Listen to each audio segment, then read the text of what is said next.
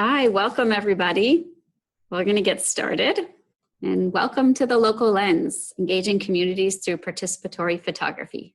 I'm your host, Larissa Hotra with RARE's communications team. So for the next hour, we'll be sharing with you an intimate look inside a participatory photography project. We facilitated it with a coastal fishing community in Zavora, Mozambique, in partnership with renowned photographer Jason Houston. Our goals for this webinar are for you to enjoy the stunning photography made by Jason and the community members who participated in the project. For us to share how and why participatory photography could be a useful tool to engage communities when trying to achieve a conservation goal, and for you to learn the core principles of participatory photography and how practitioners might apply it to their own work. Just a couple housekeeping things. This webinar is being recorded, and we will send you a link to that recording as soon as it's available. And we have reserved time for Q&A with our panelists at the end of the program. So to submit a question at any point in the webinar, you can type it into the Q&A function at the bottom of your screen at your window, and we'll compile those questions for responses during the Q&A portion. So let's get started. We'll begin today's webinar with a short message from Atanasio Brito, Program Implementation Director for RARE's Fish Forever program in Mozambique. Brito is going to give us some context for the project we facilitated with Jason. Next, Shari Sant Plummer, who is the co-founder and president of the Code Blue Foundation, an oceans activist and a former chair of the International League of Conservation Photographers. She'll introduce Jason to present on his work. And then following Jason, we'll be joined by Katie Williamson of RARE Center for Behavior and the Environment. Katie will share how RARE plans to work participatory photography into its toolkit for helping communities adopt more sustainable behaviors. So with that, let's hear from Brito. Hello, my name is Atanasio Brito, and I serve as the Program Implementation Director for RARE's Fish Forever program in Mozambique. If you are unfamiliar with Mozambique, we are located in Southeast Africa on the shores of the Indian Ocean. Our coastline stands over 1,500 miles, about the distance between Miami and Boston in the United States. In Mozambique, the ocean sustains the lives of millions of people, providing jobs as well as main source of protein. The ocean waters off our coasts are some of the most biodiverse waters in the world, which is why many call it the wild coast. Sadly, overfishing and destructive fishing practices or techniques are jeopardizing our future, and degraded ecosystems threaten the resilience of our coastal community to the impacts of a changing climate. Right now, RARE is working in 19 communities in Mozambique, inspiring fishers to sustainably manage their fisheries, but changing the routines, choices, and behaviors of communities and fishers isn't easy work. We will only be successful if we take the time to understand the communities we work with, what their lives are like, and what their motivations and barriers are. And RARE can then tailor our solutions and approach to the community's strengths as well as their needs. Thank you for participating in this webinar and learning more about our work to help coastal communities in Mozambique.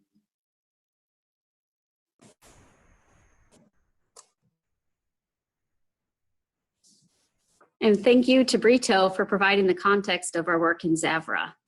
Clearly, successfully achieving a conservation goal requires input from local communities. So now, to introduce Jason, I'd like to welcome Shari Sant Plummer. Shari is the president and co-founder of Code Blue Charitable Foundation, which supports projects that promote the protection, restoration, and resilience of ocean and watershed ecosystems critical to human survival. She's also a trustee of the Summit Charitable Foundation and a board member of both the National Aquarium and the Sylvia Earle Alliance / Mission Blue. Shari also produces environmental films and is the former chair of the International League of Conservation Photographers. We're lucky to have Shari today. Shari, thanks so much for joining us. Thank you, Larissa. I'd like to thank Rare for the opportunity to participate in this webinar. Let me start talking about conservation photography with a quote from Jane Goodall when she was asked about the importance of conservation photography. She said, "It's always said that a picture is worth 1,000 words, but of course it depends on the picture and it depends on the viewer. Different pictures will mean different things to different people." As an environmental activist, I've employed a number of strategies to realize for me, conservation photography and film has been one of the most effective. Conservation photography is the ability to show the essence of an environmental problem, sometimes in a single frame. An image of an orangutan fleeing a burning forest, clinging to the last tree, a thresher shark caught in a gill net in the shape of a crucifix, or a polar bear starving and wandering in ice-free Arctic. It's the translation of solid science into an emotional imagery that can move people to action. But as Jane Goodall pointed out, the success of the photography to meet that goal is as dependent on who sees it as who took it. So the work of a good conservation photographer often begins after he or she has made the last frame. In 1999, Nick Nichols and Mike Fay, working for National Geographic, famously hiked some 2,000 miles across the Congo Basin in Africa, taking photographs and collecting data on the flora and fauna of this vast ecosystem. It took them 456 days and nearly cost Mike his life. But at the end of it, they used the science and the photography to successfully lobby the president of Gabon to create 13 national parks covering over 10,000 square miles. That's the power of a conservation photographer.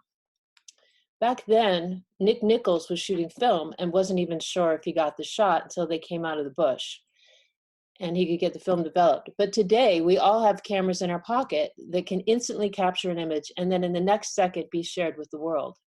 So the challenge is now, how can we as environmentalists harness such a powerful tool for conservation? So one of the ways this new technology can be utilized is to engage communities in understanding each other and the environment around them, something called participatory photography, which Jason will tell us more about in his presentation. So let me go on to introducing our speaker, Jason.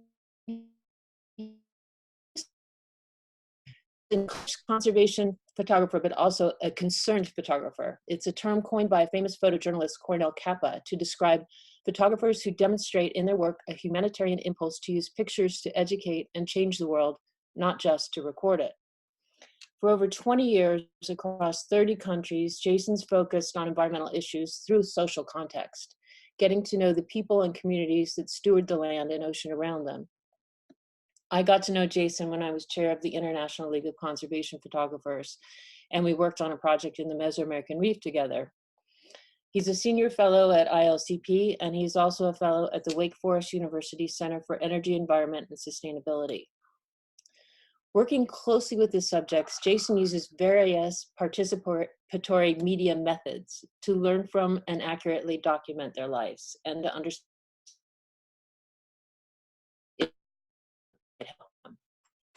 Jason's partnered with Rare on past projects in places including the Philippines, Seychelles, Borneo, Peru, and Colombia. His work has been featured in leading outlets and institutions, including New York Times, National Geographic, Harvard, Yale, United Nations, and many more.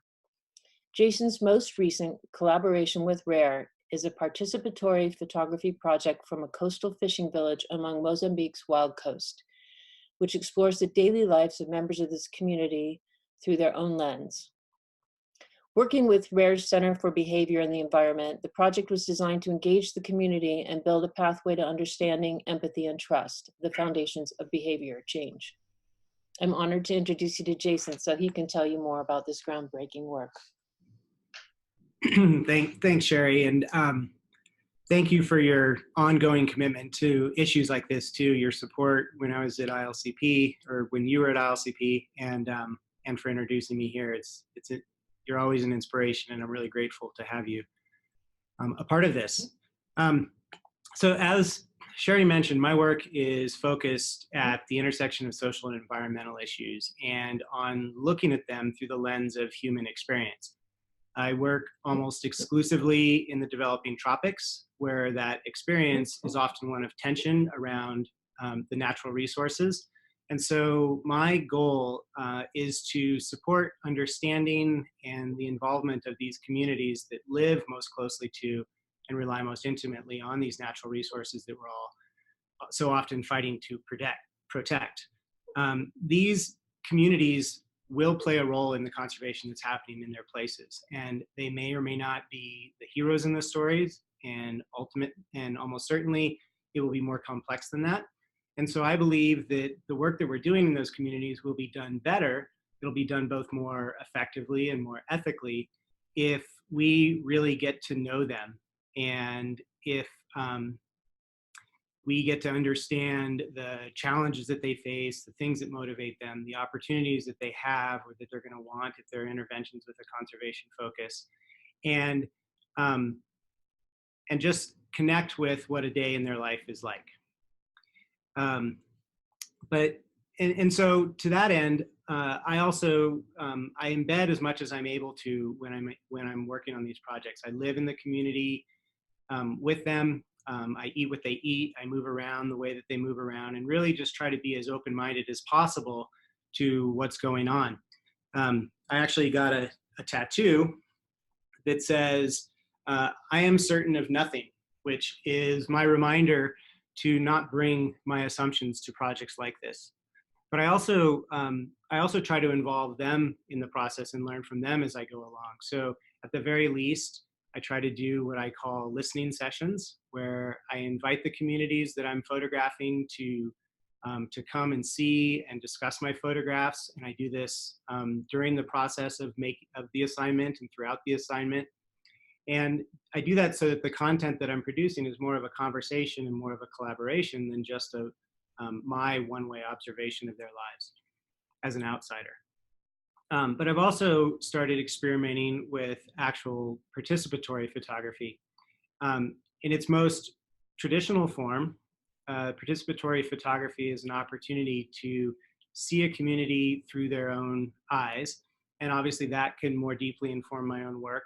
But also, and because so many more people are using photography and comfortable with photography because of smartphones and social media and things like that, this growing visual literacy presents some other opportunities, and ones that I've been working with Rare to try and develop. So, and some of those angles and opportunities are we can use photography to engage a broader community in the conversation around the issues. A lot of times, things can look pretty different than the normal Western conservation mindset when they're seen by their own communities. We can help local staff and other partners better understand the local community. This is a process, sort of that understanding the local community is a process that's often done through interviews and surveys, but interviews and surveys are designed based on the assumptions and the pre-existing understandings of the people doing the interviews. And so again, you can get some unexpected feedback if you allow the community sort of the open opportunity to explore their own situation. And finally, we can build capacity around communicating these issues within the communities themselves. So for example, if we jumpstart their use of photography, maybe by setting up some social channels that they can get used to using that focus on these issues, that can awaken a pride in and concern for the nature in their place, and that can stay and exist after I leave. And so I've experimented with various aspects of this in different ways in Colombia with Rare, in Philippines with Rare and with a project with USAID, and in Canada with the First Nations community with the Nature Conservancy. And so when Zavora came up as a site that Rare wanted to profile and was going to be working in, we also realized that it could be a great opportunity to keep experimenting with some of these methods. Rare's programs were new in Zavora. They hadn't worked in that community or in that country before. This was the first program in the country. And so we were all still learning about and getting to know that community. Fisheries communities are notoriously uncomfortable with and suspicious of outsiders. And so by showing them what I'm doing as I'm doing it and having them even do the same thing themselves in a lot of cases can help speed up their acceptance of me. And finally, Portuguese, which is the language spoken in Mozambique, is not a language that I speak, and I was going to be there for a while, sometimes without full access to translators. And so the fact that photos can transcend spoken language to some extent becomes another interesting way to think about how we can learn if we embrace different ways of communicating. And so we brought 4 cameras, and we identified 4 participants who represented different aspects of the dynamics around fisheries in Zavora that were going to be part of the work that Rare was doing there. We had a fisherman, of course. We had a fish buyer who represents the supply chain for the fish that were being harvested on the coast there. We found an older fisherman who no longer was going out, but was still very involved in the fishing community. And so he had sort of an organizational or sort of more social perspective on the fishing community. And then we found a teacher who was also a shop owner who we thought might be able to provide a different perspective on the fishing community and sort of some ideas about what else is available to the community in the area there. So we gave them the cameras. We gave them just a little bit of guidance, really just an overview of how things would go, how the process would go. But importantly, we didn't give them a lot of instruction about how to make photographs or what photographs to make. And then we just sent them out to go for it, and got the photos back. And so. So now what I can do is I can share some of what they came up with, and I'll talk through some of those photographs, and then some of the photographs as examples for how those conversations went, and then we can turn it over to Rare and some feedback from the audience.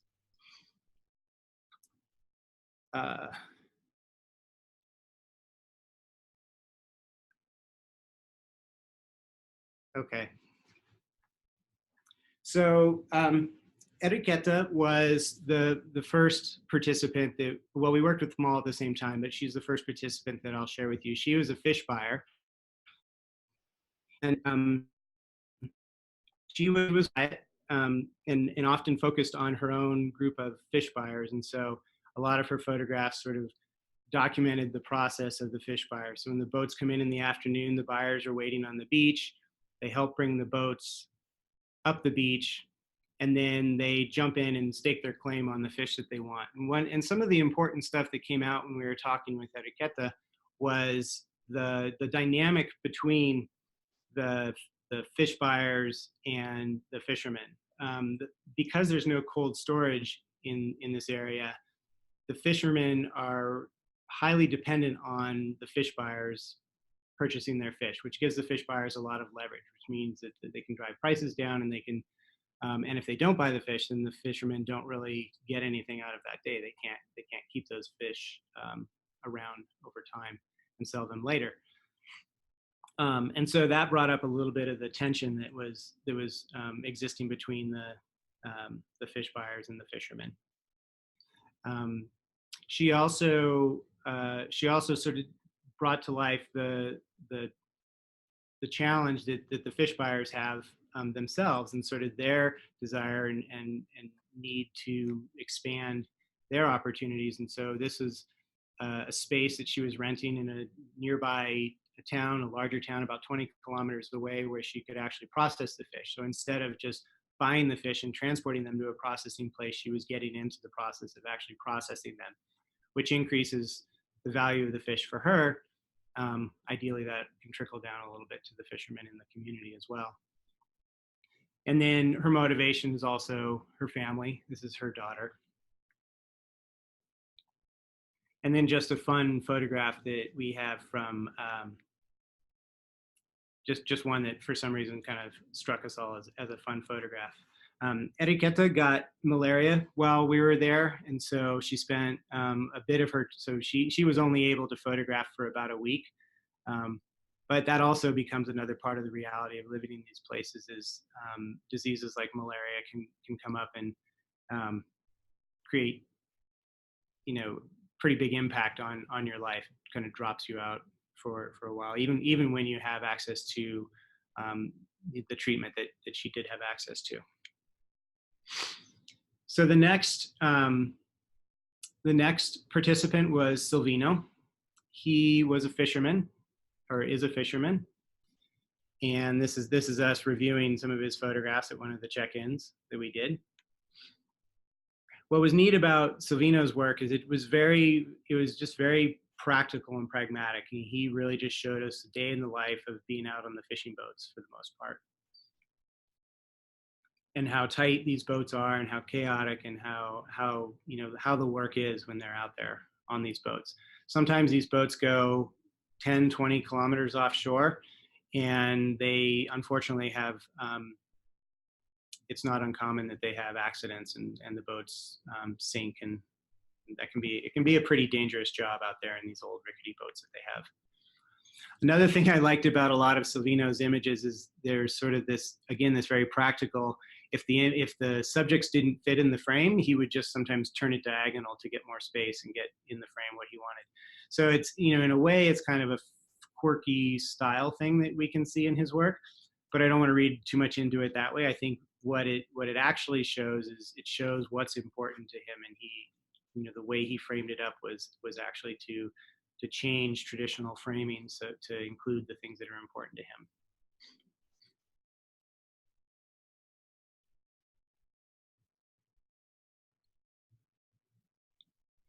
And this photograph I really like too. It's off the coast of Zavora. There's is a humpback calving ground, and so during this season that we were there in the fall. There are tons and tons of whales off the coast. Almost every time you look out over the horizon, you see the humpback whales, and so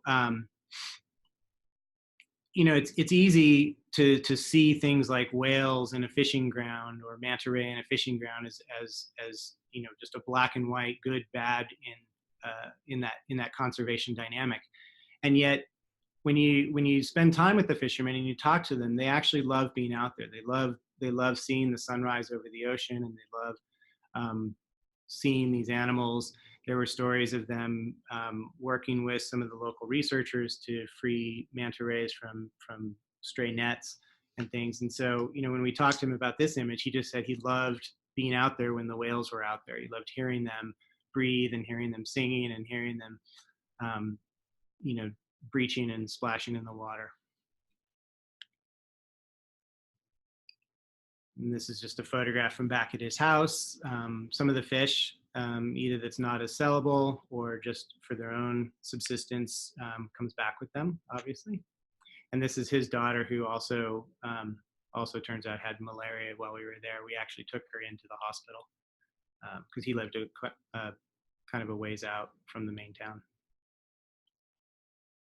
And this is another interesting photograph. This is a big grouper. Zavora is also a global diving destination, and there's a small marine research lab out there. When we were doing the community presentation and this image came up, the folks at the research lab, who are also very into diving and dive almost every day, sort of gasped and had hoped that this wasn't one of the groupers that they see on one of their dive sites on a regular basis. Groupers are very territorial, and you see them at the same spot when you dive. It brought up a really interesting conversation in the meeting, because the fishermen recognized the value of the tourism and the diving to the community, and so there was a sort of heated conversation around who took this fish and whether or not they should have, which is good. It's the kind of conversations you want to be inspiring with these with this sort of project and getting people to talk about them. So Valentino was the third participant that we had. He was a school teacher and a shop owner. He represented kind of a different perspective. He was definitely outside of the fishing community, and I think he saw it from a different angle. He was also really helpful in introducing me to the community. So this is a little selfie I took as we were, one of the first days I was there. He had a big school meeting, which means that the majority of the community is showing up for it. and he offered to introduce me and let me speak a little bit about what I was doing, which really helped a lot for people understanding what I'm doing and why I'm wandering around their community making photographs. So he's a school teacher, obviously, and so we got photographs from the school. And you know, and when we talked to him about these photographs, he talked about the importance of education and sort of how education can play into providing opportunities that might be different than just growing up and being a fisherman like your parents. And those, you know, education often plays a role in conservation as a way of providing alternatives to everyone having to participate in the extraction, fisheries or forestry or whatever else. These guys are some young men, but also, you know, just out of the school age, and they were part of that conversation he had about the opportunities that education might provide. And some images from the local community that he made. And this was another one of his big points. Zavora is about 20 kilometers in on a rough dirt road from the main highway and the nearest town of any size. And so a lot of people have to travel on a daily basis in these little taxis, which are really sort of open backed pickup trucks that get overloaded. And while we were there, there was actually an accident where one of these had overturned, and a bunch of people, obviously, you can assume they got really hurt.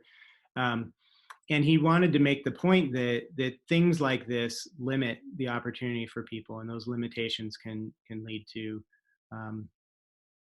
you know, the other issues and pressures in the community that can create challenges when you're trying to think about different ways of making a living that people might have.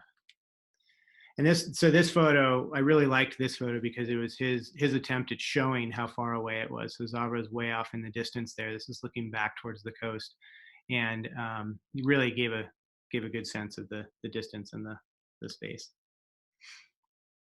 So Jeff was my most enthusiastic participant. Jeff was a fisherman. He now has a couple boats and sort of a man around town, involved in a lot of different things. He became a liaison for me when I needed to get around. And also a looking at me and smiling, which if you follow photojournalism, you know that we don't normally want everyone looking at us and smiling. But he was a big help. And he also really took the time to learn. So this was a Savings Club meeting, women's group that was running a savings club. So he took me there to photograph. We were photographing, and you can see he was sort of doing the standard stand there and photograph. And then he saw me moving around and thought he would also try the more creative angles. Jeff was awesome. He had a great relationship with a lot of people in the community. So we got a lot of nice portraits and just connections to people.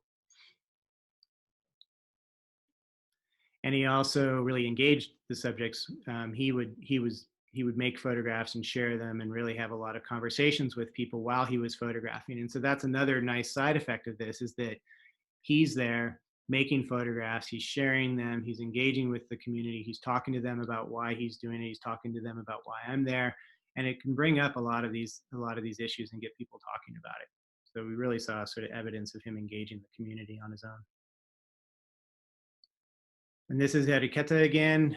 He checked in on her while she was recovering from malaria. So another nice thing about the participants making the photographs is they already have access to a lot of these more intimate moments that are harder for us as outsiders to get to.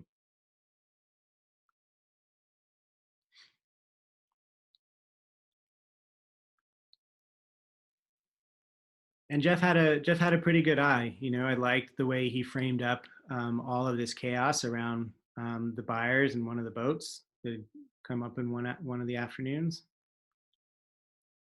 He was also really interested in documenting a lot of the fish that came up. So a lot of his photographs were documenting the fish. I think he had an idea of sort of having an index of the different fish that they were catching.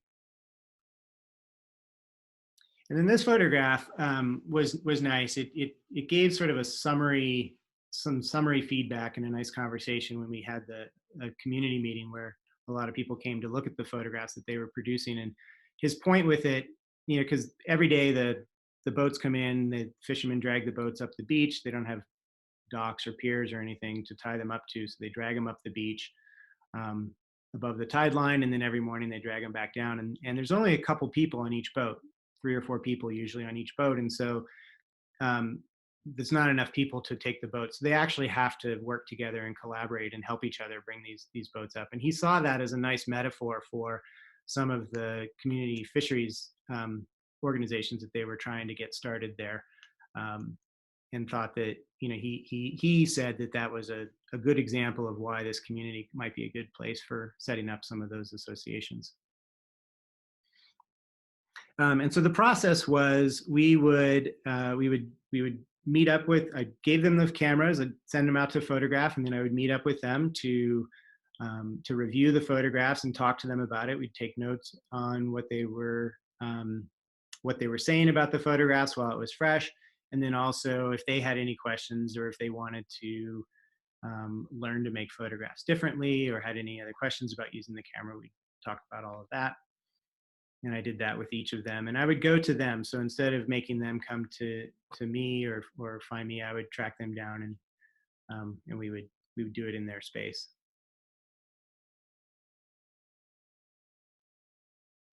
And then at the end of the whole thing, we had a big community meeting where we invited anyone and everyone who wanted to come. One of the local lodges donated a meeting room. And I had a projector, and we just projected all of the images and shared them and had a conversation with the community. And it was interesting. You know, Jeff, again, was one of the ones who was the most active in the conversation, but he also, you know, he had a lot to say and engaged the community in a lot of different ways on everything from, you know, the way that they were fishing and whether or not that was an efficient way to fish, sort of as somebody who'd been doing it for a long time, to some of the rights and wrongs about things like that grouper. You know, that grouper was became a real catalyst for a conversation that was pretty appropriate to the ideas of conservation. Okay, so so that's what I have there. Larissa, do you want to take back over? Let's see if I can.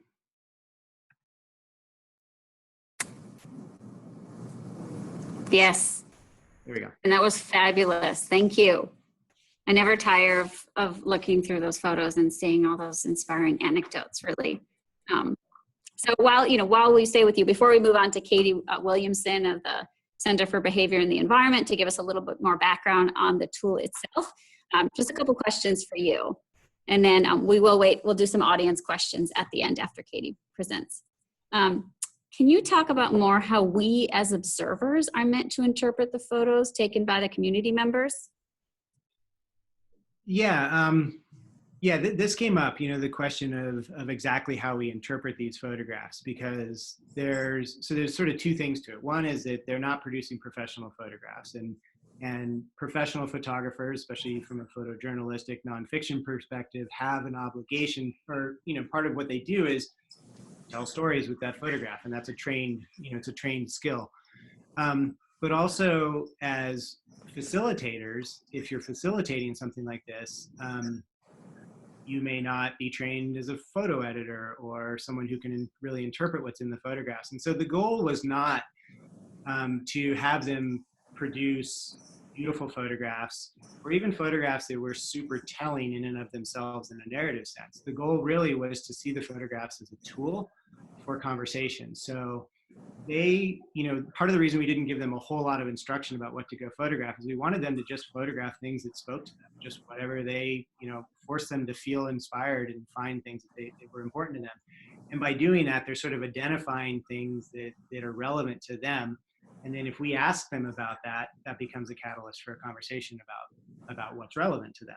So it really, the photograph itself, like, we got some cool photographs and we got some photographs that are really fun to look at, but that wasn't the goal. The goal really was to see that as a tool for conversation. Yep, and that makes sense. I think that makes a lot of sense. This is sort of on the flip side is, you know, when you returned from the trip and you debriefed with us, you had all these incredible anecdotes about how the community responded to the project. So what we tried to do is capture that in an online exhibit. So we'll talk about this a little bit more at the end of the webinar, but we do have an exhibit that complements these photos and these anecdotes on rare.org. So that one's called The Wild Coast. As Brito said in the beginning, our program director of why it's called The Wild Coast, it's very biodiverse. Can you tell us one of your favorite moments in working with the community? Because, I mean, you know, we can't have the community members here, so these photos are a proxy for them. What's one of your favorite moments? Or something that was really surprising to you, you didn't expect? Yeah, I mean, I think honestly, the most rewarding thing, maybe that was it, was how many people showed up to the community meeting. I mean, we really had no idea if anyone would even show up to that. You know, at that point, I'd been there for about 2.5 weeks, and you know, the fishermen knew me from coming and going on the beach, and people knew me from walking through town. But it wasn't clear how interested they were in what we were all doing. And so, but we filled the room, and that was pretty awesome. And, you know, and some of the really interesting things that happened during that were the conversation got a lot more heated sometimes than it could be. You know, like some people wanted to argue against the Marine Lab being there and the conservation people coming in and getting in their space. And other people wanted to say, you know, no, maybe this is an opportunity for us to organize, to, you know, get some more leverage around the fish buying and the market for the fish and everything. And so they very much on their own went into a conversation around a lot of the same issues that come up in the programmatics. I think that was, you know, in the end, that was the most rewarding thing. And there were a lot of, you know, great little moments all throughout, especially with Jeff, he's such a character. But yeah, but the most relevant, rewarding one was that last meeting.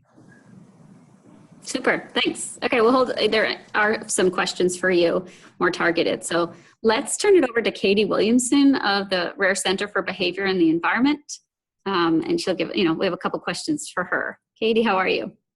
Doing well, thanks, Larissa. Are you inspired? Always. As you said, I love seeing photos as a way of storytelling.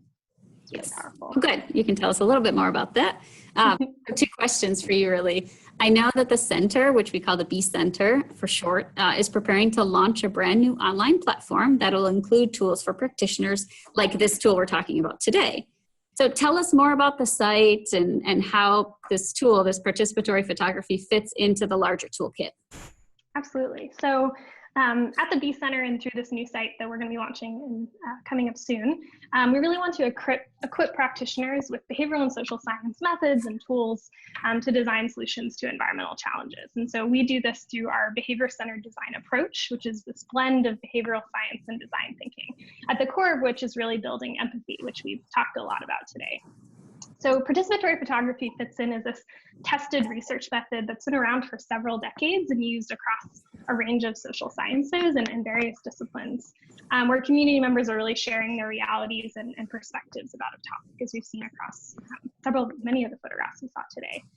So in our case, we're really applying participatory photography in the first 2 steps of our behavior-centered design approach, where we're really framing the environmental challenge and understanding that greater context, and then also empathizing with participants about their lived experiences as they relate to certain behaviors that we're interested in. Yeah, great, thank you. And how, you know, I know this is, I'm probably preempting questions from the audience, but, you know, how can people use the tool in their own work? Absolutely. So as Jason talked about, participatory photography is really this great learning opportunity for practitioners and those taking the photographs to really explore local context, motivations, values, challenges that often don't come up in interviews, focus groups, or surveys alone. So it can really be this great complement to other quantitative and qualitative research methods in designing solutions that are based on these real world experiences, and also this greater tool for community engagement and building trust and deepening understanding. So with this launch of our new site, we're gonna have a step-by-step guide on how to do participatory photography and really hope that people will take it and try it out and give us feedback on it and how it's helpful for their own work. Great, thank you. Okay, well, and you know, I definitely want to leave some time for questions from the audience. So for those of you, if you have questions, write them now in the Q&A box, and we'll start with the ones we have. And if we don't get to your question today, we'll be happy to answer offline if we don't, if we run out of time. So let's start with one that says that the photos are beautiful, moving, and fascinating. I think this one might be for you, Jason. Did you teach them technique? And what did they have by way of technology? Did they have, just phones or cameras? And what did they do with the photos afterwards? Just a little bit more about the technique component. Yeah, good question. So very deliberate. So traditional participatory photography is about teaching photography, and it's about really empowering the individuals with the tools for trying out photography. We're sort of, with this project, we were sort of recognizing that photography is a ubiquitous part of life, and people are a lot more familiar with it, and maybe don't necessarily need to be taught how to make photographs, but just taught or experience new ways of using photographs. And so we did very, very little technical instruction, really basically just how to turn the camera on and how to press the button to make a photograph. So I gave them little Olympus waterproof TG cameras. It was the TG5, previous version of the one that's out now. The waterproof, drop-proof camera, and obviously for being on the beach, being in the water, all of those things, that was important. What's also nice about that camera is it shoots RAW, so it gives us an opportunity to shoot everything in RAW, which gives us a little bit of latitude for standardizing the look of the photographs afterwards, and also just making corrections for minor mistakes and things like exposure. But really, the goal was to not encumber them with worrying about the technology or worrying about the technique, and to not intimidate them with sort of goals or ideals of photography that they may not have the experience or in some cases the talent to really do. Again, the goal of the photography was not to make photographs, but to be a tool for all these other applications that we have. So in a lot of places, if they have cameras, and if smartphones are a regular part of daily life, you wouldn't even need to necessarily bring cameras. But in this case, we did bring them simple cameras because smartphones weren't a part of everyday life there. Yep, and I've got a couple questions. I'll just keep rolling with you, Jason. How do you train those who are undertaking the photography project in ethics? And Katie, if you have anything to add, feel free to jump in. So, for example, how do they approach others in the community? Are permissions needed? And I'd say, we gave them cameras, so my assumption, correct us if you're wrong, but, the photos stay with them. So can you speak around that? Yeah, they get the photographs, and we're really careful with how we use them. There is a separate release that we use. It's a template you can find online for participatory photography, which talks about the sensitivity of doing this, because one of the sort of the flip side of gaining good access is that you get really intimate access into people's lives, and the subjects, because their friends are now making the photographs, may not have the same sort of filters up against like whether or not they want their photographs out in the world and whatever it is they're doing. And so we did a couple things. One is we had that conversation with the participants.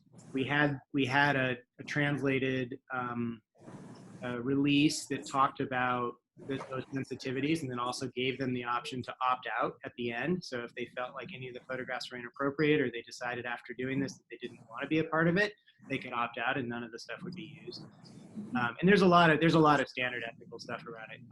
A really good resource is photovoice.org. They're one of the organizations that started doing participatory photography and really organizing this in the early 80s.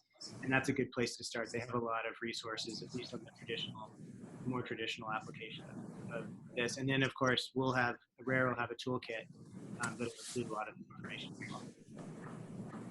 Great.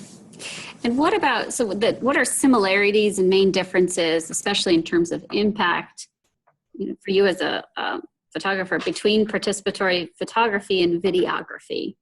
Can you speak to that? Participatory videography, is that clear in the question? Well, it says participatory photography and videography. all right, ask me the question again. Sorry.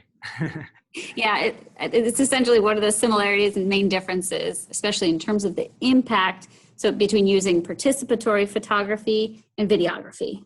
Yeah. Gotcha. So I think I haven't done a participatory video project, but I've looked into them and I've been talking with some groups that do. Video is a really different thing because it involves a lot of production. And so technology and technical skills comes into play with that, and that becomes a more of a part of it. It's also a little bit more of a deliberate production. So the narrative becomes a little more deliberate and prescribed. So I think it's a good way to, this is just my impression of it, but participatory video is a good way to get the insight from the individuals who participate and their perspective on their community. But it's so heavy in the production that you're really getting their perspective more than their subject's perspective. Whereas I think with the photography, if you use it the way we did, you can have it as a more open-ended conversation between the subjects and the people making the photograph. Great. We'll give you a break, Jason, and let's ask Katie a question here is, do we plan to use this tool or how do we plan to use this tool in other communities? Yeah, it's a great question. So I think as we mentioned that Mozambique is a fairly new site for RARE, and I'm really excited as we really continue to engage with the field staff there, and I know they're really excited too about ways to use this and the photos we've already taken and maybe going back to other communities that we're working with as well to use this. We've also tested this out with some staff in the Philippines to get their thoughts on how we might be able to use this in our coastal fishing communities out there, and had other really amazing photos coming out. So I think in terms of the quality and the depth of the conversations that comes out of this, it's a really, really exciting opportunity. So I'm hoping that this is something we're able to use in the places that we work, and also encourage others to really take it and see how it works for them. Yep, makes sense. And this is a good one. How does the Participatory Photography Project help build pride in local natural resources? And why is that important? That's a great question.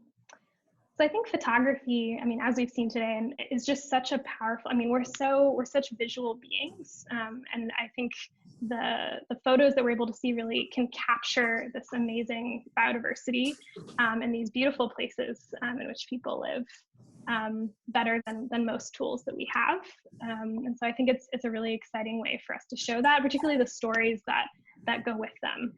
Because the photos, as we've talked about, they're about the visuals, but they're also about so much of this rich context behind them. A lot of times you can't see it just in the photo. So I think the combination of that can really be this powerful storytelling tool. And so absolutely building pride. And on the flip side, also talking about the challenges that might come up along the way. I don't know if Jason, you have any other thoughts on that too, and seeing how your photography has been used, but. Well, I think what I like about it is the photographic process itself just sort of forces a slowdown and an examination.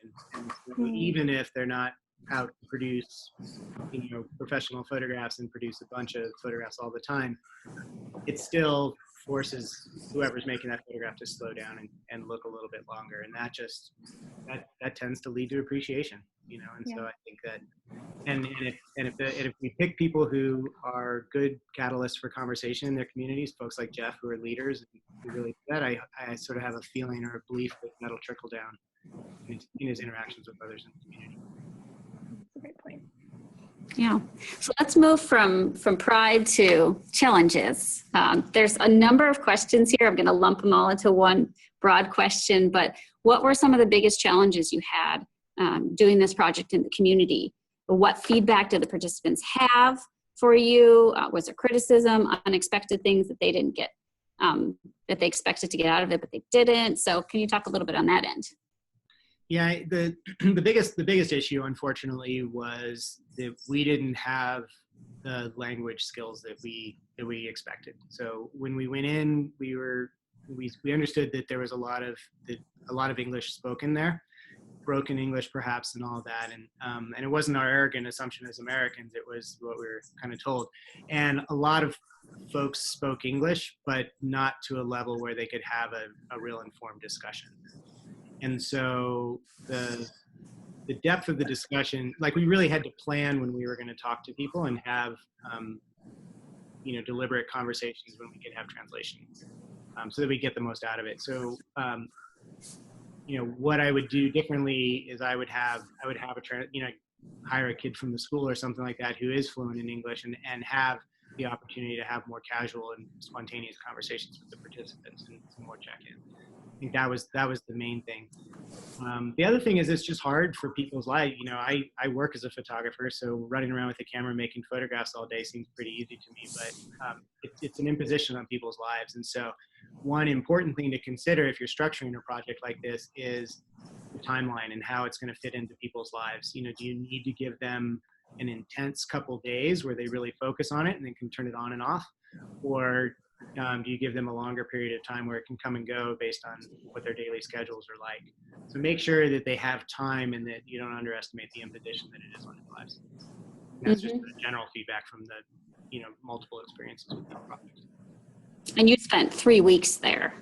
I was there for 3 weeks. We started the participatory stuff half a week in and ended about half a week before or almost a week before I left. So we had roughly 2 weeks with them, which was pretty good. Most of the, you know, the daily routines were pretty consistent, same sort of thing most days, as it is in the fishing communities. And so that worked out pretty well there, but I know that that's a real caution in general.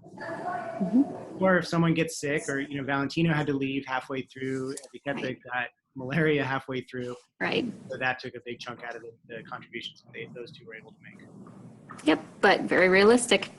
So counter with that. It becomes part of the conversation, because again, it's not about them making a bunch of photographs. It's about us understanding what life is like there. Right. Cool. Thanks. And I think we probably have time for one or two more questions. I'm going to direct one to Katie now. How do the photographs feed into the behavioral interventions that were implemented? Yeah, great. Sure. Good question. So as I mentioned, we're looking to use them really in the beginning of this design process. And so there's this 8-step process that we go through that'll be featured on this new site that we're launching. And but it's a way for us to really kind of this other data collection or data resource that we have. So beyond maybe interview transcripts or surveys or these insights or notes that we've taken, we have this visual data resource for us to use as well, supported by the anecdotes and the stories. And so we can code and use those very similarly like we might use other data to inform these various solutions that we're developing. It's also a great conversation starter as we start going into really testing our solutions with communities to really incorporate a lot of what we've learned, and for folks who are designing for their own communities, to really have that additional insight. Great. Well, I think with that, that's a nice lead into, you know, being excited for this new platform to come forward and for people to be able to play around with that. If we didn't get to your questions today, feel free to send them to us. There'll be a contact screen with our information on it for you, and we'll try to get back to you on some of those. As I mentioned before, as you can see on the screen here, we do have a photo exhibit at rare.org/wildcoast. It complements this webinar. Some of the photos are similar because we do have a lot of the photos from the community members there. We have some of Jason's photos, and there's a little bit more information about participatory photography and a link to the Bee Center. So it's a good follow on from this webinar if you'd like more information. We also invite you to stay updated on RARE's work around the world. So subscribe to our newsletter if you haven't, and follow us on Twitter and Instagram. And finally, we invite you to share your feedback via a survey, which you will receive shortly after this presentation. And we will be sending that recording link to the registered participants. So with that, I'd just like to again thank Shari, Sant, Plummer, Katie Williamson, and Atanasio Brito, our program director in Mozambique, for their time today. And of course, a huge thank you to Jason Houston for your work and our continued partnership on projects like these, and hopefully many more in the future. Thank you to everyone who joined. Keep an eye out for that survey, and see you next time.